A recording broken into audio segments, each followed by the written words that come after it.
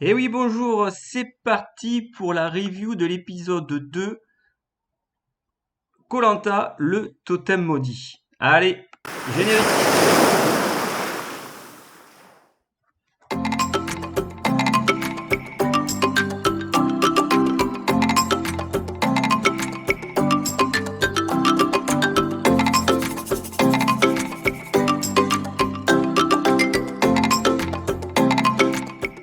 Qui va mouiller le maillot?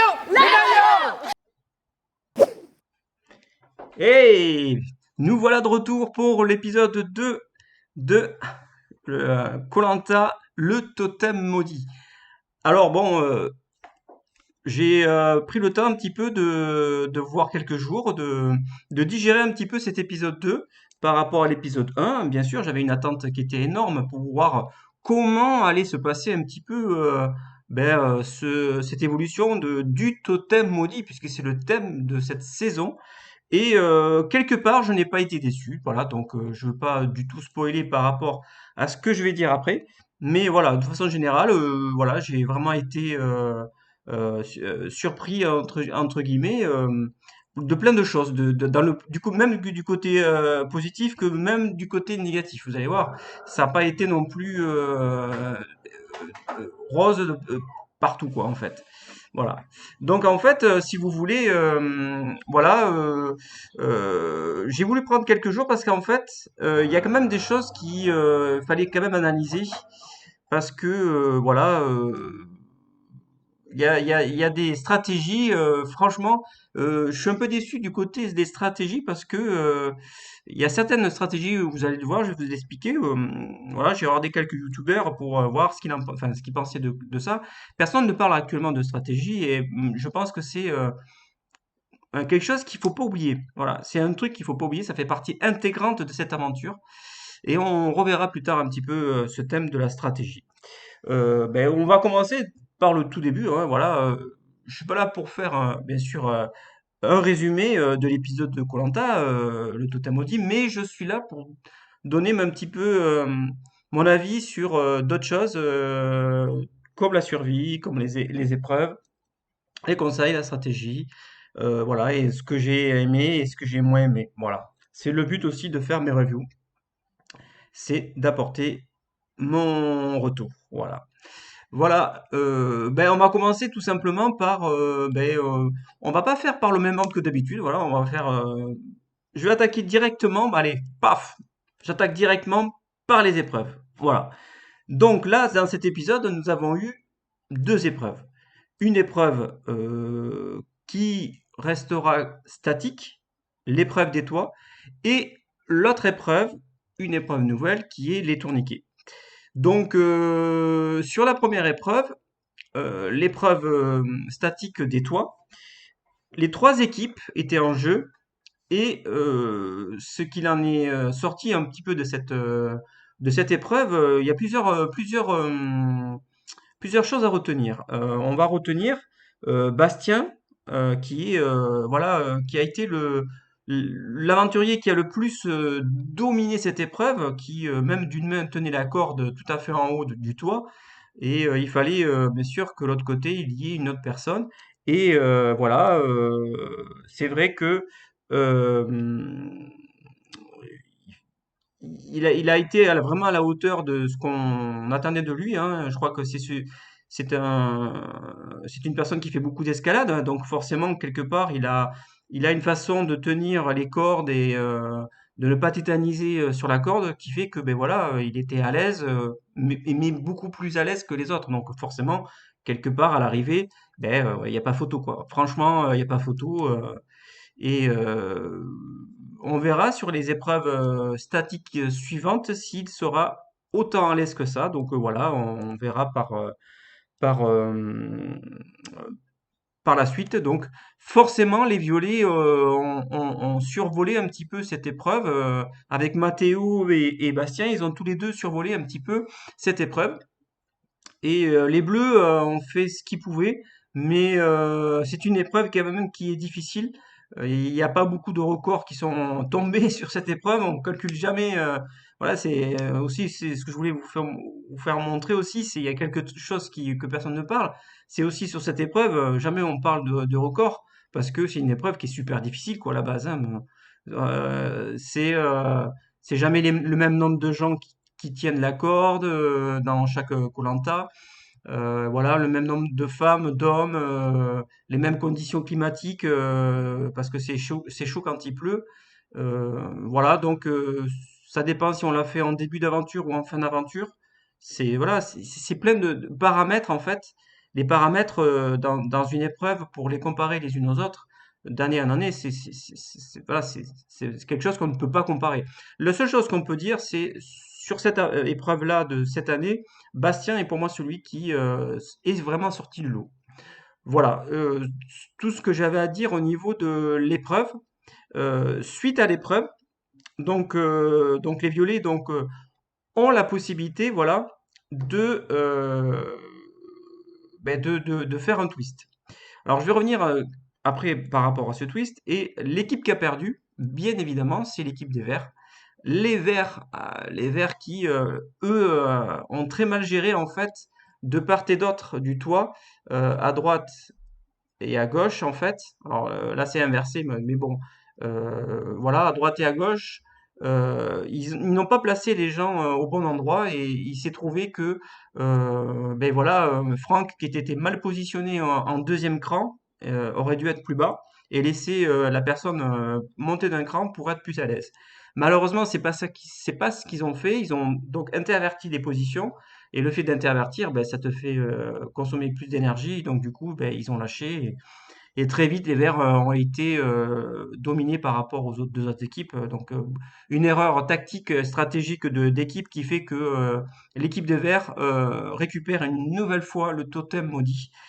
Et le totem maudit, la malédiction, cette fois-ci, dans l'épisode 2, c'est le fait que l'équipe gagnante, c'est-à-dire l'équipe violette, a la possibilité de choisir une personne de l'équipe perdante qui a gagné le totem maudit et de donner une de leurs personnes vers cette équipe perdante. Voilà, pour qu'il y ait un échange en fait entre l'équipe gagnante et l'équipe perdante d'un participant ou d'une participante. Dans le cas présent, cette malédiction, je trouve que cette malédiction n'en était pas une. Voilà, je dis simplement que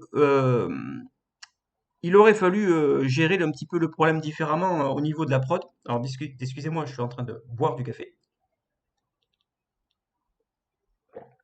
Je pense que cette malédiction était, je pense, une, une super idée, mais très mal exploitée.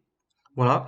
Parce que du coup, ça a permis en fait donc, à une violette, qui est Seta, de partir de son groupe, parce qu'elle s'est désignée volontaire de partir du groupe violet, des gagnants, et d'aller vers le groupe des verts, les perdants. Seta n'était plus à même de continuer l'aventure dans les violets parce qu'elle savait que c'était la suivante de la liste à partir dans le prochain conseil. Donc elle s'est dit, pourquoi rester dans cette équipe? J'ai la possibilité sur ce coup-là de faire un gros coup et de partir dans l'autre équipe et de faire une nouvelle aventure et d'essayer de créer des liens avec d'autres personnes. C'était, je pense, une très bonne idée de la part de CETA qui a sauté sur l'occasion et qui est donc parti chez les Verts. À l'inverse, les violets ont choisi de prendre Ambre et de faire profiter Ambre de la récompense qui était donnée donc à l'équipe violette. Euh, L'équipe violette qui, voilà, du coup, a pu avoir un avantage particulier que je centraliserai, voilà, que je mettrai un petit peu dans la catégorie survie. Là, je ne parle que des épreuves et de la partie récompense des épreuves. Au niveau de cette épreuve-là, des toits, j'ai rien d'autre de particulier à dire, si ce n'est le fait que Ambre, qui est nouvelle personne de l'équipe violette, a donc bénéficié d'une récompense qu'elle n'a pas gagnée. Donc c'est un peu ambigu l'histoire de faire l'échange de deux personnes, voilà. C'est un peu ambigu parce que du coup, Seta n'a pas obtenu la récompense de son équipe puisqu'elle a changé d'équipe. C'est un peu ambigu, c'est ce que je reproche un petit peu à la mécanique de cette malédiction qui aurait pu être mieux et qui aurait pu être différente. Voilà, je pense que peut-être que cette malédiction a dû être improvisée au dernier moment, elle a dû être faite dans les dernières heures, voilà, quand bien sûr la prod a compris que de toute façon CETA était sur la sellette et qu'elle serait très probablement la prochaine sur le prochain conseil. Voilà, c'est tout ce que j'avais à dire au niveau de l'épreuve du toit. L'épreuve du toit, qui pour moi c'est une belle épreuve. J'ai bien aimé cette épreuve du toit. C'était pour moi une très belle épreuve que j'aime bien revoir à chaque année. Voilà, peut-être pas à chaque année, à chaque fois non plus, hein, on va pas non plus déconner, mais j'ai bien aimé. Deuxième épreuve, donc l'épreuve d'immunité, l'épreuve du tourniquet. Alors l'épreuve du tourniquet, je vais être honnête avec vous, c'est pareil. Au niveau du, alors l'épreuve des toits était très bien expliquée, le déroulement était très bien, filmé c'était très bien. Par contre, la deuxième épreuve, l'épreuve du tourniquet, alors là, par contre, là, c'était l'inverse. C'était un peu brouillon au niveau vidéo, au niveau explication, c'était très bien.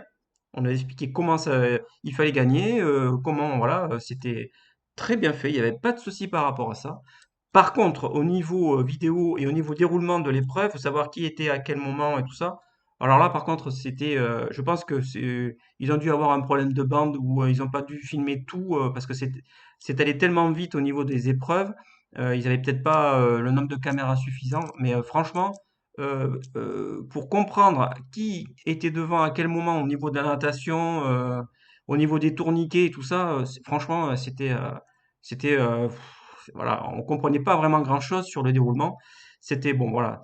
Et la seule chose qu'on peut dire, et ça, on ne l'enlèvera pas, c'est que grâce à la performance du début de cette épreuve de Benjamin, qui a su démêler la corde dès le départ, l'équipe des Bleus a pris un avantage considérable sur les deux autres équipes. Et bien sûr, cet avantage, ben, à l'arrivée, il s'est trouvé que voilà, ils ont été capables de reconstituer le tourniquet avec les embouts différents. Et quand le tourniquet a su faire le tour sans toucher sur le côté, ben voilà, l'épreuve était gagnée. Et donc forcément, grâce à, alors je dis pas que c'est que grâce à Benjamin, bien sûr, hein, c'est toute l'équipe qui a résolu le tourniquet, voilà. Mais le départ a été quand même assez déterminant sur la réussite de cette épreuve. Et bravo donc à Benjamin qui a donné un avantage considérable à son équipe. Et voilà, donc moi, et vous savez très bien ce qu'il en est, moi, je suis quand même pour les Bleus. Et je tiens à noter aussi que au premier épisode, les gens aimaient beaucoup les Violets. Et là, sur cet épisode, il y a une légère tendance. Alors, c'est pas encore une tendance complète, mais il y a eu une légère baisse de tendance des Violets et on commence à aimer l'équipe des Bleus, forcément. Elle est compétitive. On a vu un Benjamin qui s'est un peu libéré, et c'est ce que j'attendais. Je vous l'avais dit, il faut m'écouter. Benjamin, je le connais un petit peu, et voilà, il s'est un peu révélé, il s'est ouvert, voilà, il était un petit peu sur sa réserve. Moi, je comprends cette personne, cet aventurier que je connais un petit peu, et il faut se mettre à sa place. Et, il est un petit peu stratège, hein, il est stratège. On le verra plus tard, j'en suis quasiment sûr. Il va faire des stratégies de fou, il va retourner la tête des gens, c'est sûr. Mais là, pour le coup, il s'est un peu révélé au niveau sportif, et, et je pense que c'est ce qui a relancé un petit peu les Bleus, le fait que une personne du groupe se révèle. Du coup, ben voilà, ça permet à l'équipe entière de profiter de la victoire. Je pense aussi que l'équipe a été vraiment soudée aussi, hein. La victoire, elle est aussi donc pour l'équipe des Bleus et pas que pour Benjamin. C'est pour ça que je dédie donc ce totem en fait de la victoire à toute l'équipe des Bleus que je soutiens et que je soutiendrai jusqu'au bout. Alors même si la semaine prochaine, bien sûr, nous allons revoir le remixage des trois équipes, hein, bien sûr. Mais au fond de moi, cette équipe des Bleus est pour moi la meilleure et ça restera toujours la meilleure. Donc maintenant, on va juger sur cet épisode 2. La semaine prochaine, nous verrons l'épisode 3 et on essaiera de fonctionner différemment entre l'équipe des jaunes et l'équipe des rouges. On verra comment ça évolue et vous verrez vers qui je me retourne plutôt au niveau de la semaine prochaine. Donc l'équipe, bien sûr, vous l'avez bien compris, l'équipe qui a gagné l'épreuve d'immunité, l'équipe des Bleus, qui ne ça m'étonne pas, hein, voilà, hein. C'est l'équipe des Bleus qui a gagné de nouveau, qui a gagné l'immunité et qui ne voit pas partir, bien sûr, quelqu'un au conseil. L'équipe qui a perdu, malheureusement, une nouvelle fois, c'est l'équipe des Verts. Voilà, c'est un peu la malédiction. Non, c'est pas l'équipe des Verts, c'est l'équipe des Violets. Excusez-moi. Puisque dans cette épreuve, et oui, j'allais faire, j'allais faire la même erreur qu'a fait Denis lors de cette épreuve à la fin, puisque au début, on pensait que c'était les Violets qui avaient gagné l'épreuve, mais au moment où l'épreuve est soi-disant gagnée, il y a une personne qui a une pièce du puzzle qui n'était pas encore finie, et elle l'a fait tomber. Et donc Denis, quand il dit ouais, mais non, vous n'avez pas gagné les Violets. Vous devez finir tout votre puzzle, enfin le tourniquet, il faut le faire en entier, quoi. Du coup, ben, l'épreuve n'a pas été gagnée en second par les Violets, ça a continué. Et malheureusement, ça a déstabilisé l'équipe violet et ce sont les Verts qui finalement ont gagné et qui se sont positionnés en deuxième.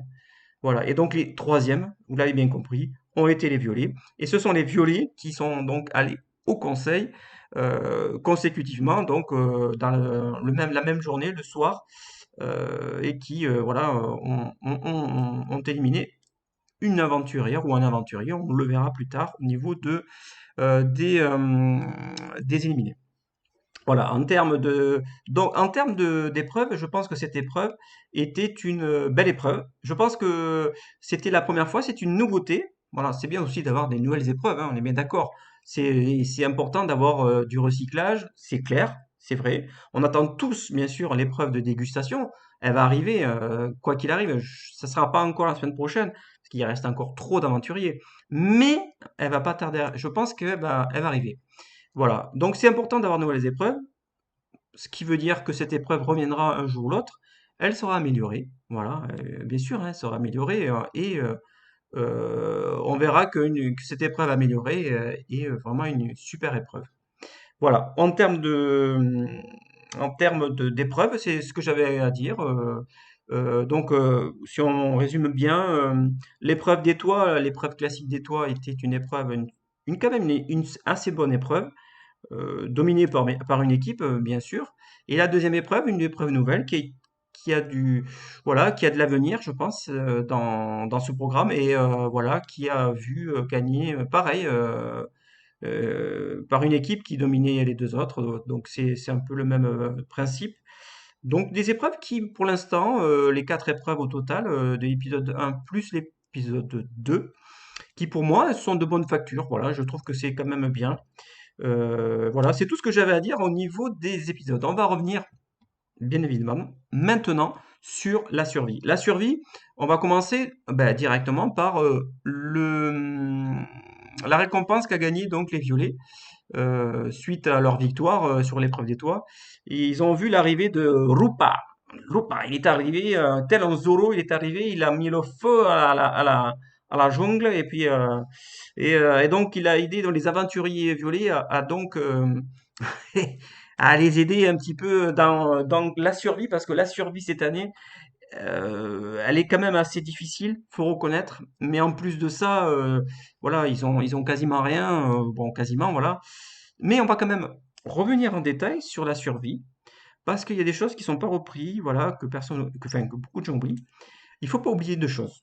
La première, quand vous êtes en milieu humide, comme le sont cette année les aventuriers de koh le totem maudit, aux Philippines, sur l'île Palawan, les conditions climatiques sont bien sûr exécrables, c'est horrible, puisque le bois n'a pas le temps de sécher, et quand on fait du feu, ben, si on n'a pas du bois sec, ben, c'est compliqué, quoi, hein, donc c'est compliqué, et donc forcément, deuxième chose, ne pas oublier, ça tout le monde l'oublie aussi, c'est que pour l'instant, au niveau pêche, ils ont que, voilà, dans les équipes, je crois qu'il y a une équipe qui mange des bigorneaux, mais hormis ça, la pêche pour l'instant, ben, il n'y a pas grand-chose. Ils ont vraiment rien, ils n'ont pas de riz et ils n'ont pas de pêche, ils n'ont pas de poisson. Personne n'a encore pêché un poisson, on est déjà à l'épisode 2. Donc déjà, tu pas de protéines, pas de féculents, et tu manges que de la noix de coco et éventuellement des bigorneaux. Donc, l'avantage qui est donné à l'équipe violette n'est pas négligeable. Donc, on va partir pour l'instant sur l'équipe violette. Rupa, donc la personne qui est venue les aider donc à reconnaître, donc il y avait des espèces de petites coques à l'intérieur qui avaient des espèces d'amandes à manger. Apparemment, il y en avait plein par terre, donc du coup, en suivant, ben, ils ont dû en manger, ils ont dû prendre quand même quelques vitamines. Ça ne les a pas empêchés de perdre après à l'épreuve d'immunité, mais comme quoi, hein, ça fait pas tout. Mais ils ont quand même appris à reconnaître pas mal de choses, peut-être des fruits. On ne voit pas tout, en fait. On voit pas tout ce qui s'est passé lorsque Lupa leur a montré un petit peu comment subsiste-t-il sur cette île. Je pense que tout n'a pas été montré. Voilà, tout n'a pas été montré volontairement parce que de toute façon, ils sont, et, la prod n'est pas là pour mettre toutes les images de tout. Voilà, il faut sélectionner. Moi, je comprends, hein. Ils ont montré les principales images, c'est sûr qu'il n'avait pas le sourire. Bon, ben voilà, c'est quelqu'un qui a pas le sourire. Moi, ça m'arrive aussi de temps en temps de pas avoir le sourire, hein. Il y en a qui disent, ouais, mais pas, il faisait la gueule. Mais attends, mais il fait la gueule. Le mec, il vient, il explique.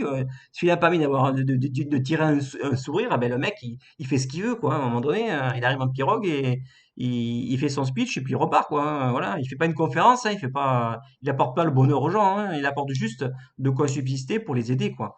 Donc voilà, c'est juste que voilà, ils ont eu un petit confort, une petite aide qui va sûrement les aider dans la suite de l'aventure.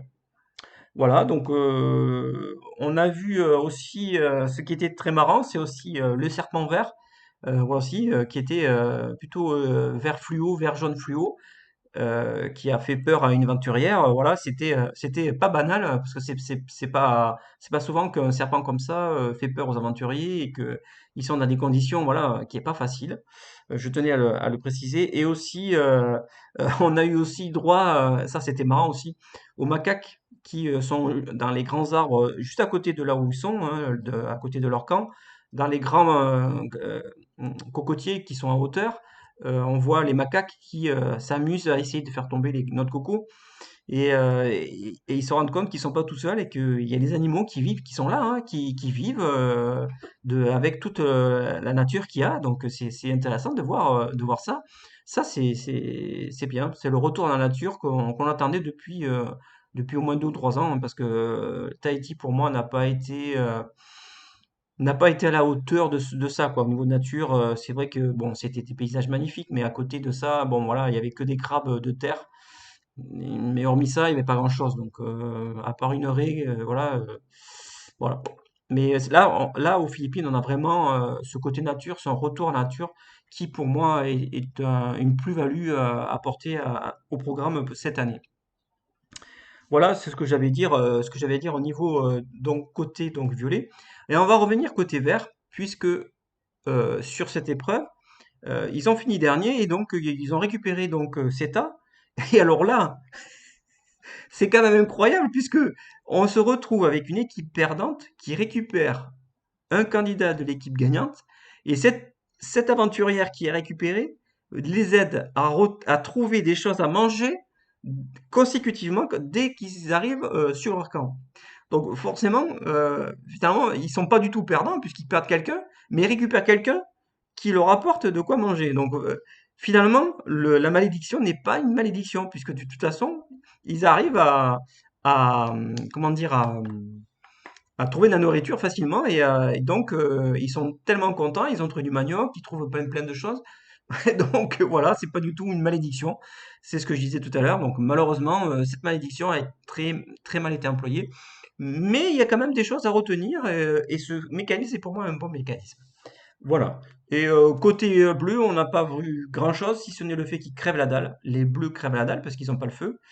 Et c'est quelque chose qui, pour moi, va être important dans cette aventure, le feu. Le feu qui a été obtenu par les violets, grâce à Rupa qui leur a donné une pierre à feu. Donc ça, c'est clair. Les bleus ont essayé de faire le feu. Ils n'y arrivent pas parce que le bois il est pas sec. Et donc, et puis la technique n'est peut-être pas à la hauteur voilà, de faire le feu. Et ben voilà, donc le feu est quand même absent de l'épisode 2 quasiment. Et sans riz, sans feu, sans pêche, c'est vrai que là, les aventuriers, ils sont quand même dans le dur, hein. On pourra dire tout ce qu'on veut, mais là, ils sont vraiment dans le dur. Et c'est pas facile. Voilà, c'est pas facile. Mais voilà, que dire d'autre? C'est comme ça, c'est une aventure qui commence classiquement, voilà, et comparé aux 2 ou 3 saisons précédentes, c'est beaucoup plus dur. Les conditions sont plus dures, il pleut tout le temps, même pendant un jeu, il pleuvait, donc voilà, c'est comme ça, c'est un jeu cette année qui est complexe pour ceux qui arrivent, voilà. En termes de survie, c'est ce que j'avais à dire seulement. Voilà, j'avais tout simplement pas d'autre chose à dire en termes de survie. Juste, alors donc on arrive donc au conseil, bien sûr. Le conseil, les éliminés, on va parler du conseil éliminé. Euh, Lors du twist, de la malédiction, les deux personnes qui se sont interverties, donc on l'a bien compris, c'était Seta et Ambre. Donc Seta qui quitte les violets et qui va vers les verts, et Ambre qui quitte les verts et qui va vers les violets.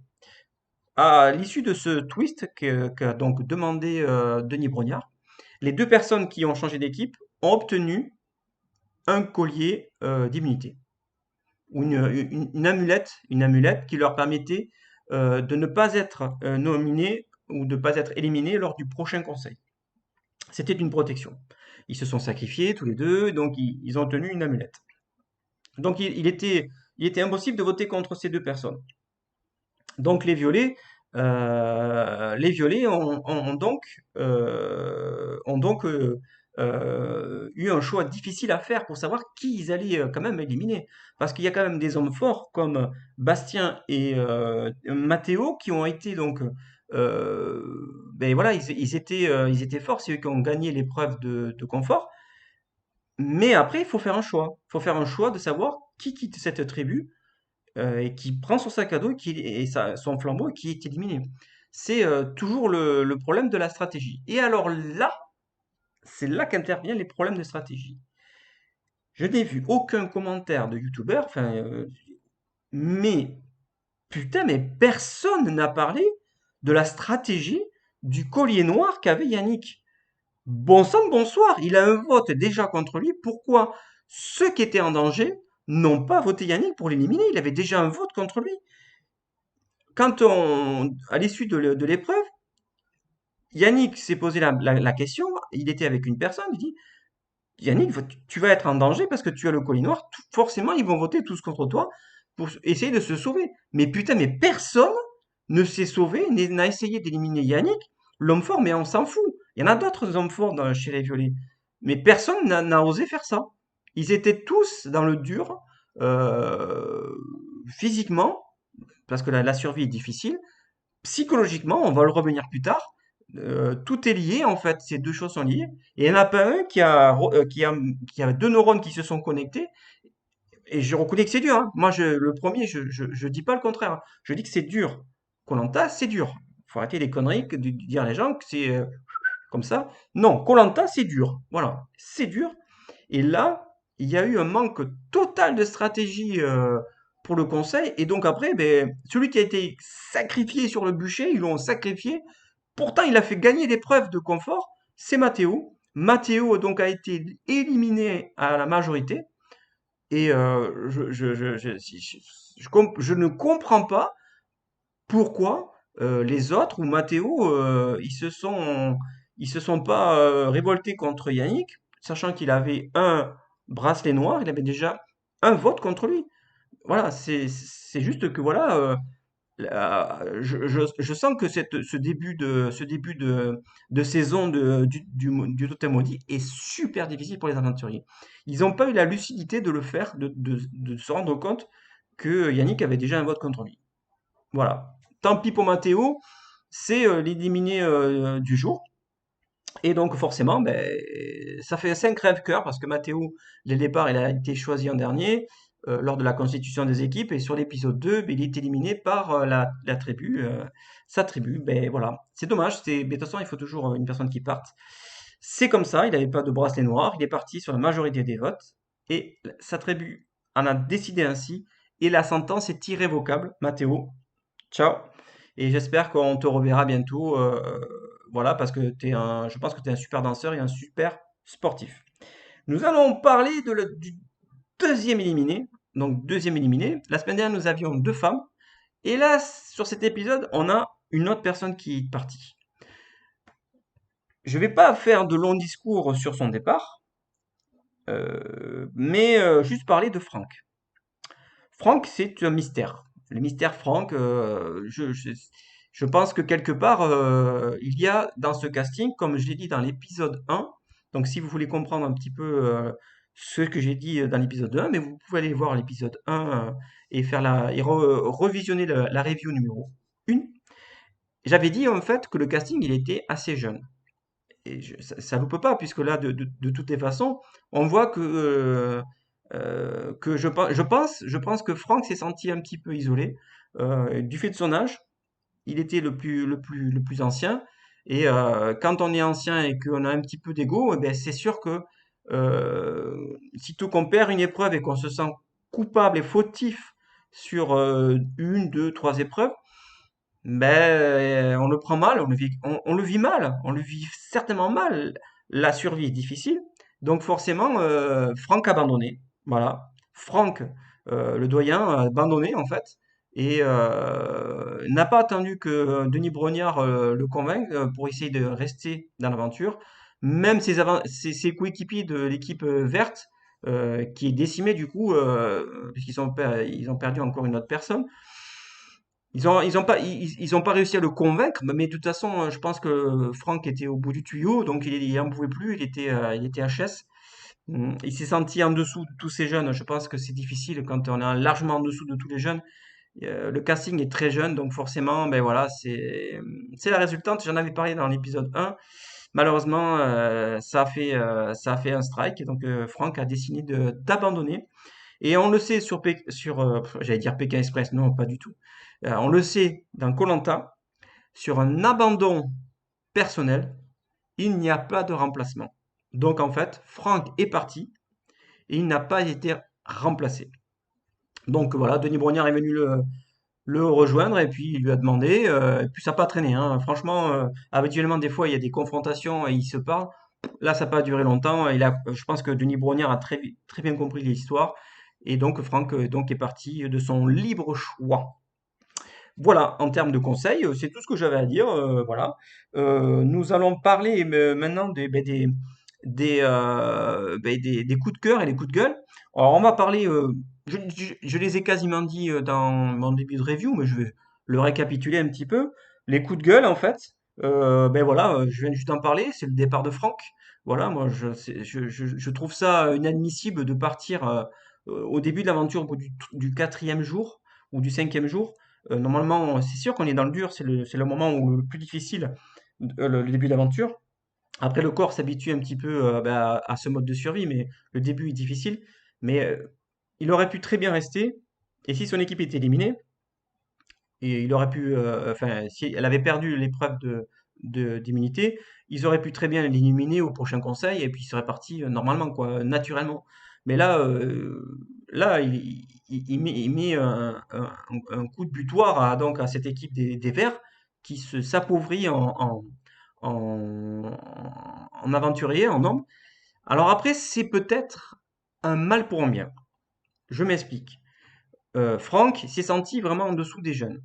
Le fait qu'ils partent, ça fait faire tirer les boules chez les hommes des deux autres équipes éventuellement s'ils sont en supériorité numérique chez les hommes.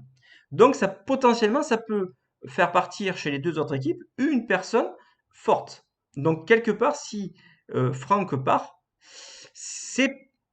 j'avoue hein, c'est une personne de moins chez les Verts, mais c'est quelque part aussi la possibilité de faire partir sur une épreuve, voilà, de ne pas faire participer un homme à une épreuve voilà, de force. Et c'était pas forcément quelque chose de négatif. Mais moi qui ai postulé à koh quand on voit qu'il y a 15 000 dossiers qui sont chaque année sur chaque saison et qu'on voit qu'une personne part au bout de 5 jours, c'est vrai que ben, ceux qui ne peuvent pas le faire, ce koh ben, c'est quelque part, c'est frustrant de voir quelqu'un qui part et a pris la place de quelqu'un qui était ultra motivé comme moi, par exemple. Moi, je suis ultra motivé pour le faire. Mais voilà, après, il a été pris et puis il a abandonné. Bon, c'est comme ça. Voilà. Je voulais revenir aussi en coup de gueule, la stratégie mauvaise du conseil, hein, du conseil qui aurait pu faire partir Yannick, même si je l'adore. Hein. Moi, sincèrement, Yannick, je l'adore, c'est de mes préférés. Mais en termes de stratégie, ils auraient pu voter différemment et faire partir Yannick. Bon, voilà, c'est comme ça. Ça manque de lucidité à un instant T. Ça se payera peut-être plus tard. Et puis, comme dans koh quand on fait pas les bons choix au début, à la fin, ben, la fin justifie les moyens et on paie des pots cassés à la fin. Et on voit aussi ben, le moral de Matteo qui, de toute façon, n'était pas du tout en termes psychologiques, en termes de morale, voilà, il était pas dedans dans l'aventure, malheureusement, même si sur l'épreuve sportive, c'était un sportif. Je pense que Matteo n'avait pas les reins solides pour aller loin dans l'aventure et je pense que les autres ont dû sentir un petit peu le vent tourner par rapport à cet aventurier et donc ils ont décidé de l'éliminer.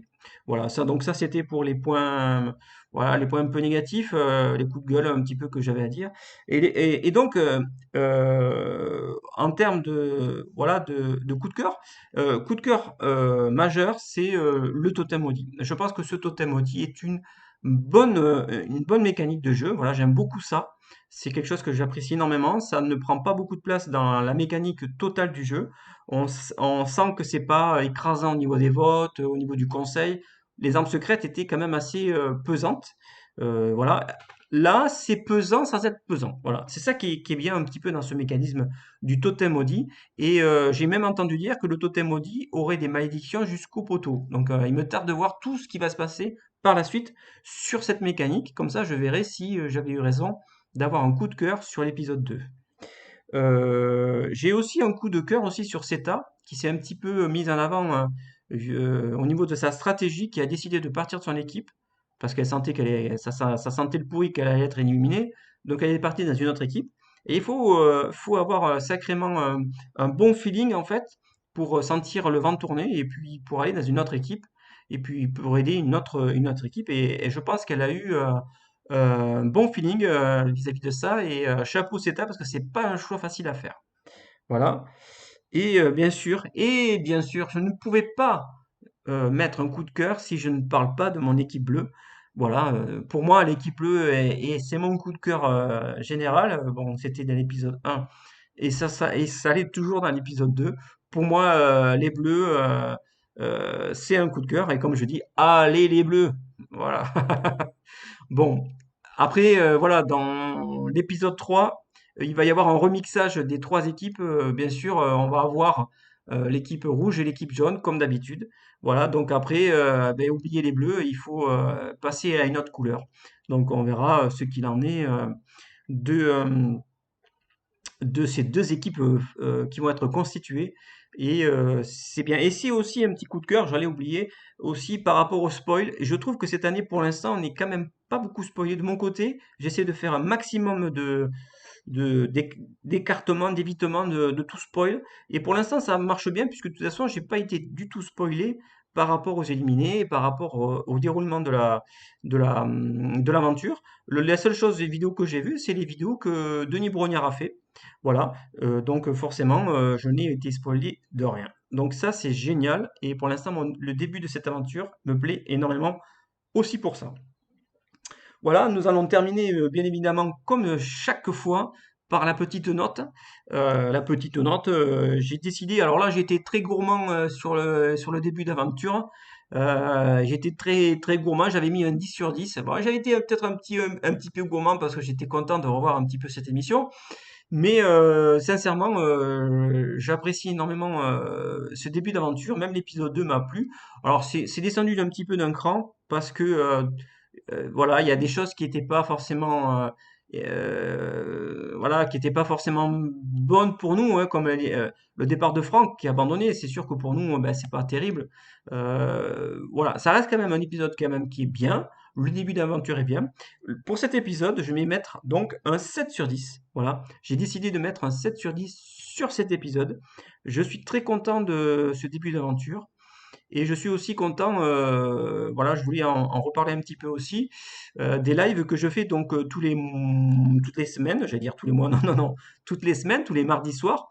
Voilà, j'ai des personnes avec qui je discute tous les mardis soirs. Donc si vous voulez participer au live que je fais, eh bien ça sera toujours avec grand plaisir. Voilà, moi c'est ce que j'aime bien, c'est discuter et partager avec les gens et les fans de l'émission.